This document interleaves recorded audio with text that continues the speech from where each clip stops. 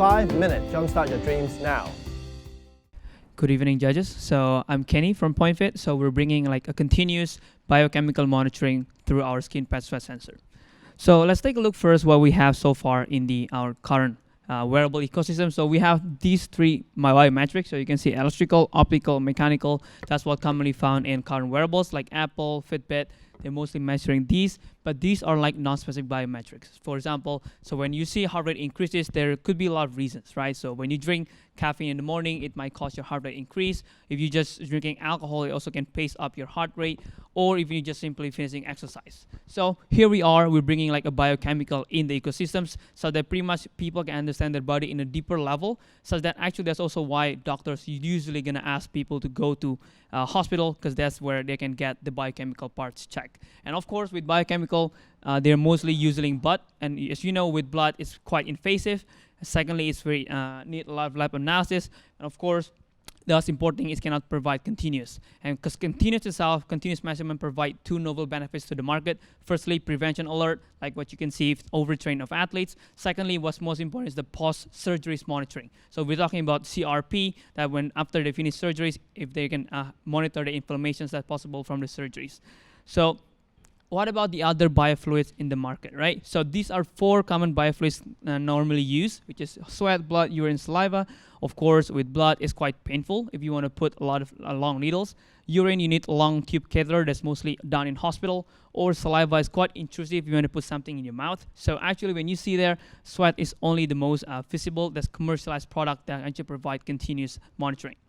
So what are we making? So first, we're making like an ultra-thin skin patch that tracks your sweat biomarkers and then directly transmit that to your mobile phone. So it is built based on this patented advanced material that can actually provide these three novel properties compared to other materials, such that we can enable sweat sensing. So firstly, highly porosity and highly breathability. With this, we can evaporate 99% of the water, which is the composition of the sweat, and we can only leave out the 1% of it stays on the membrane. And secondly, hydrophobicity. So if you see on there, like when we drop the bubble, it actually stays on there, it's not being absorbed. It means we can actually avoid the interference coming in from the sweat from other regions. And thirdly, of course, ultra-thin flexibles. I think you might be easier to see from this part. So this is pretty much our core piece, as what I'm wearing in my hand as well. It's called the PointFit Ace. So it's like the one can stick to human skin without any adhesive, and then can collect the sweat biomarkers without any needles. So with this, we can actually monitor temperature, sweat rate, and one bioanalyte. Right now, it's one-time use at 25 Hong Kong dollars, which we are actually trying to scale down the price as we scale as well. And then from there, for PointFit Ace, we have 2 methods for the device usage case. First, if we just not for frequent checking, we just can base on NFC. We have PointFit Patch, and what we're working with ASICs right now is PointFit Sports, where we integrate in the sports gear and sell it together. So we validated a bit of our modular sensing framework. What's interesting here is pretty much we have in the second selection, after we get the 1% of biomarkers, we can actually select even deeper, like 0.01%, say cortisol or glucose. It happens on the second side, which is very modular. We can use enzyme, we can use MIP, that can be adjustable in what markers we want to target. And thirdly, is pretty much the circuit you can see here is what transmits that to the phone. And then we have validated our device, and even compared with the blood, you can see how correlated it is between the sweat and the blood. We're using spectroscopy, and this is why we gained publication in IEEE sensors last year. And right now, we're monitoring those 2 parts, firstly the lactic acid and cortisol, which is stress hormone, and later on, as we expand for more medical diagnosis, we're expanding more on that, can be applied for many other applications. A little bit of glance of how other competitors play. Pretty much in here, we have like color base. For color base, it's pretty much you need to scan based on the colors, which means it cannot do continuous. And this one, even though it's using continuous, it has channels. Pretty much it takes time. Like for example, this one takes 45 minutes to get. So our go-to-market strategy, we first go for professionals, and after we get the endorsement from them, we're working with ASICS, one of our collaborators, and then we go to like general health market where we can apply for other different applications. Our business model is quite straightforward. We sell it as a retail sales of devices, and secondly, we provide customization for possible integration in terms of software and hardware. And lastly, this is our bigger vision. We provide a cross-sell marketplace where we can not only give them diagnosis, but also can cross-sell relevant products for the users. So it is about just like a first target sizing. We first target for sports lovers, and then later on, of course, the biggest market is the glucose.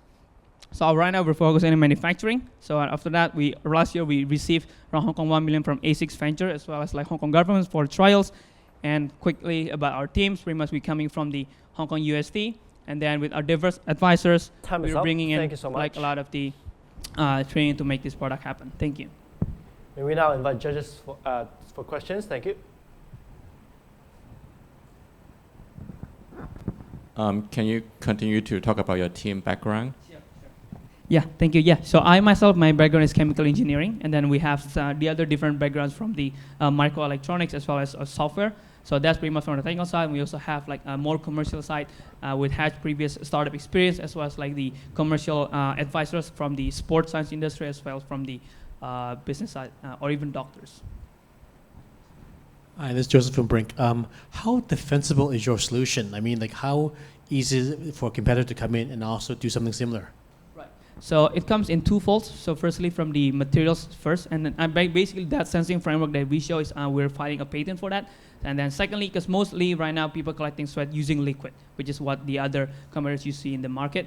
And secondly, right now, as you can see right now, there's no such sweat sensing device in the market with collecting data. As when we collect, and we can go first early to the market, we can collect more data that builds up our algorithm to actually understand human sweat. Because sweat is actually not like blood, because blood is pretty much the pH is the same, pretty much the volume is the same, but with sweat, each human being have different varying personalized variables, we call it. So that's pretty much what we want to get more and more trial partners so that we can collect those data.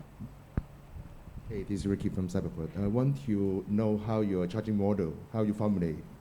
Right, sure. Yeah, so firstly, we're selling the device. So pretty much they, right now, this PointFit is one-time use. So when they want to use, for example, PointFit Sports, every exercise they need to buy one refill.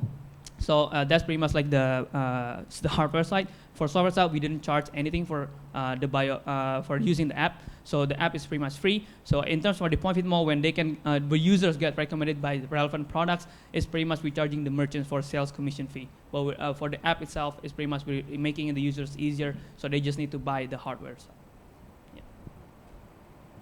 Hi, I'm Tommy from Science Park. I'm just wondering, for sports that, in terms of sports, is there any limitation where you can't, athletes can't do any water sports because there's ocean water that interfere with your product? Right, yeah. So pretty much based on from our conversation with ASICS or even several Hong Kong teams in here, so pretty much what we are actually doing is more on practicing. So for in-games, it has to be like this, but then can actually transmit in Bluetooth. So that's pretty challenging. So before that, so we actually need those kind of a little bit normal circuitry, which is we put on top of this, that can actually transmit using Bluetooth. So right now our focus is for practice only, so they can still tolerate bulkiness of the device. But later on, when we say next 3 to 5 years, when we can actually make ACE to actually be transmitting Bluetooth, that's possible for in-game usage. I want to know what's next for the product. What's your R&D roadmap? Thank you. Right. Sure. So right now, if you see in the development roadmap, so right now we're focusing on scaling up this process because pretty much it's been very challenging for us to find a partner to actually print such a circuit on this kind of very thin materials. So we actually found one recently. So that's pretty much our first focus right now. We can trying to produce these ACE 500 units in this upcoming at least per month. So we can actually supply to the trial partners and then pretty much get more feedback and more data. So once we can get that, that's pretty much easier for us to apply for like certifications or even like preparing for the product launch. All right, time's up. Thank you so much.